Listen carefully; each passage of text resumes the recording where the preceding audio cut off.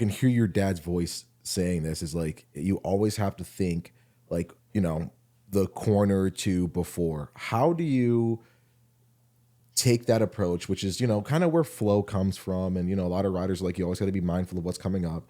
How do you find that happy median between doing that, but not to the point where we see like, you're making sexton type mistakes where you're really not present in the moment when you need to be? How do you find that happy median between those two? So that's a good question. I would say that flow is, this book does a great job of explaining it too, is it refers to it as resonance.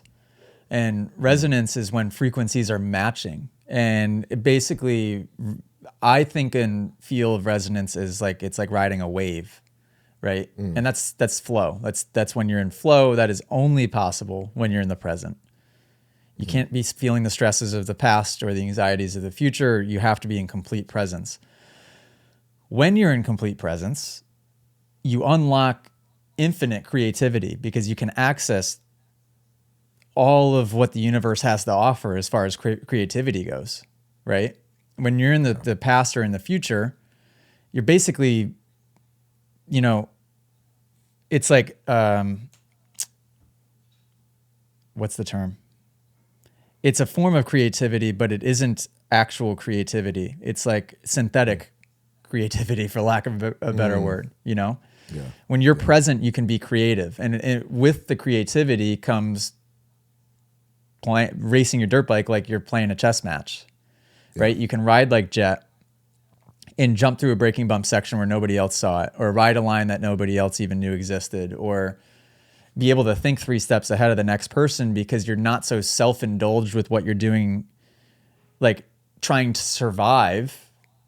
You're looking at the bigger picture. Does that make any sense? Yeah. Like when you are truly that present, the ego dissolves and your self dissolves to where you feel kind of connected with all of it. So you just have access to that creativity, like I said, and you can make more selfless decisions. And that's what will make you, that's what you see when you watch Jet. That's what I explained to riders at class, is like that Jet riding the way that he did in that outdoor season, for example, when he had the perfect season, is creativity, and everybody else is operating within competition. Like they're all worried about the next guy, trying to beat this person, trying to just be outside of themselves to do this, versus the person that is in constant resonance and flow and presence and creative. Yeah. They can't even put a foot wrong if they tried to, because they're just so connected with all of it. That's if that makes any sense. That's kind of how I look at it. And it gets me excited to want to race again for myself, because I didn't have any of this knowledge. Even the last year that I raced 2 years ago, I was just starting to, probably where Sexton is now, right? It was new to my radar within like the last year and a half. It was dicey on whether it would work or not on race day, because race day was like, there was so many triggers that would send me into old thought patterns that it was very difficult to reset and recalibrate all those thought patterns. And now I live in a completely different world than what I did a year and a half ago, 2 years ago. Yeah. And it's crazy. I think if people were able to implement, myself included, implement a lot of the, not only the mastermind talk, but like what you just mentioned, that living in the presence and just really that creativity, feeling like, connected to all of it, that would solve not a lot of problems off the track, but a lot of problems on the track too. And like, we are all we're nervous. We're almost living in like what we talked about a couple shows ago, where you're literally, it's like fight or flight, you're like, you're so keyed up. You're so like, oh my gosh, I have to perform.